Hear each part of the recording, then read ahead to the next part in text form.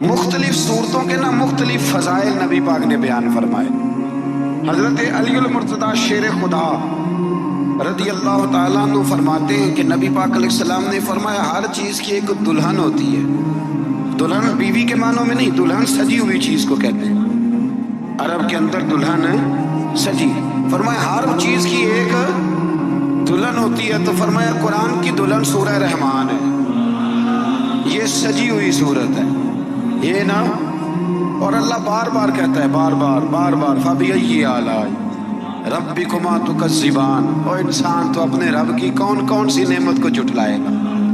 پلٹ کے دیکھ تو صحیح، تو اپنے آپ کو دیکھ لے، اپنی آنکھیں ہی دیکھ لے، اپنا گھر ہی دیکھ لے، تو غور تو کرنا ذرا۔ یہ نا بہت سارے لوگوں کو بڑی دشواری ہوتی ہے، وہ ہر وقت ہاتھ میں رومال پکڑے رہتے ہیں، کہتے ہیں جی میرے منہ سے نا کئی دفعہ قطرہ نکل جاتا ہے تھوک کا، تو کسی کے منہ پہ پڑ جاتا ہے۔ میں ایک تحقیق دیکھ رہا تھا کہ جو لبلبا ہے نا آپ کی زبان کے نیچے، اگر زبان خشک ہو جائے تو کسی کھانے کا مزہ ہی نہ آئے۔ ڈاکٹر کہتے ہیں کہ اتنی قیمتی چیز ہے یہ جو آپ کی زبان تر رہتی ہے کہ یہ سارے ذائقے جو ہیں یہ آپ کو دیتی ہے۔ اگر کبھی زبان پک جائے نا تو اچھی طرح پکی ہوئی چیزیں بھی مزہ کوئی نہیں دیتی، بلکہ جلتی رہتی ہے ہر شے۔ اللہ نے جو بنایا ہے نا، جہاں بنایا ہے کمال ہی بنا دیا ہے۔ اور فرماتا ہے فَبِأَيِّ آلَاءِ رَبِّكُمَا تُكَذِّبَانِ، اپنے رب کی کون کون سی، تو کہاں جائے گا؟ اور شروع کہاں سے کیا؟ فرمایا الرحمن علم القرآن، فرمایا رحمان نے اپنے حبیب کو قرآن سکھایا ہے۔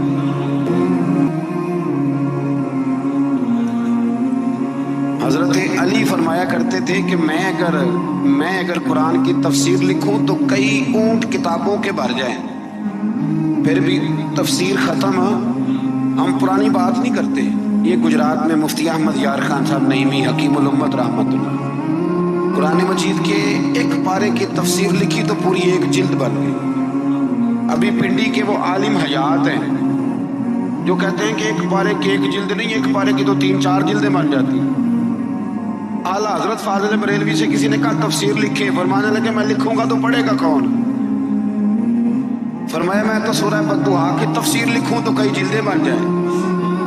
اتنا وسیع۔ اور بتائیے یہ وہ لوگ ہیں جنہوں نے استادوں سے قرآن سیکھا ہے، تو جس رسول نے اللہ سے سیکھا ہے، جس نبی نے اللہ سے سیکھا ہے، اس کے آپ کیا صاحب بات کرتے ہیں علم کی، اور آپ ترازو لے کے بیٹھے ہیں؟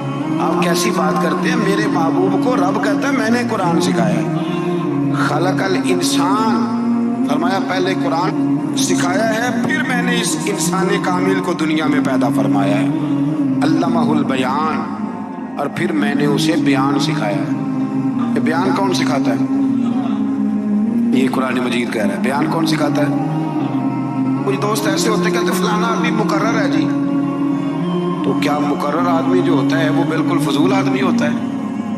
اللہ کہتا ہے کہ یہ جو بیان ہے نا یہ بھی میں ہی سکھاتا ہوں، ہر ایک حصے میں ہر نعمت آتی یہ بھی اللہ ہی سکھاتا ہے۔ اور نبی کریم علیہ السلام نے فرمایا بعض بیان جادو ہوتے ہیں، وہ جادو ہی کر جاتے ہیں جی۔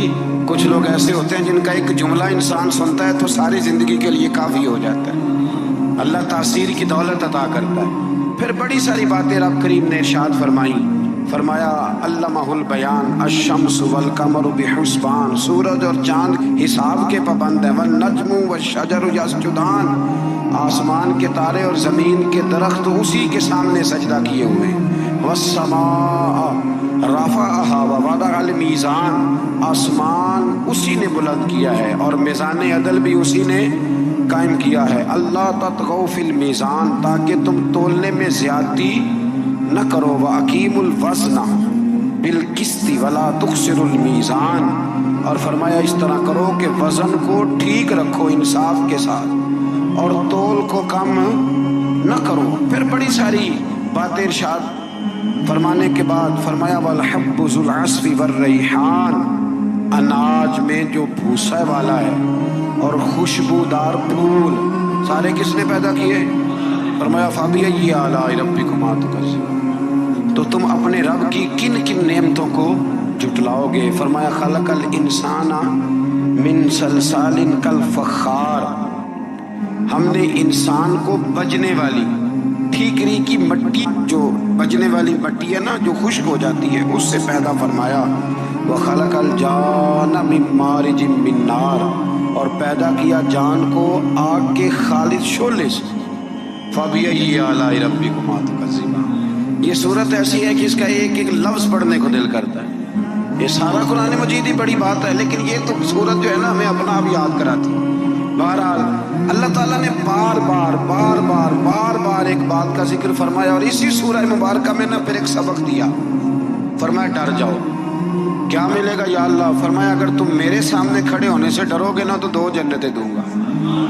وَلِمَنْ خَافَ مَقَامَ رَبِّهِ جَنَّتَانِ، جو اللہ کے سامنے کھڑے ہونے سے ڈرے گا اللہ اسے 2 جنتیں دے گا۔ ایسے آج کل ڈرتے تو نہیں نا لوگ، ڈر نکل گیا، بس تھوڑا سا برادری سے ڈرتے ہیں، برادری سے تھوڑا سا، زیادہ نہیں، تھوڑا سا رسم و رواج سے ڈرتے ہیں۔ کچھ تھوڑا سا کچھ لوگ ہیں جو چلو تھوڑا بہت بچوں سے ڈر جاتے ہیں، تھوڑا تھوڑا ہے نا، دنیا داروں سے لوگ ڈرتے ہیں، نہیں ڈرتے تو اللہ سے نہیں ڈرتے جس سے ڈرنا چاہیے۔ فرمایا جو رب کے سامنے کھڑے ہونے سے ڈرے گا اللہ اسے 2 جنتیں عطا فرمائے گا۔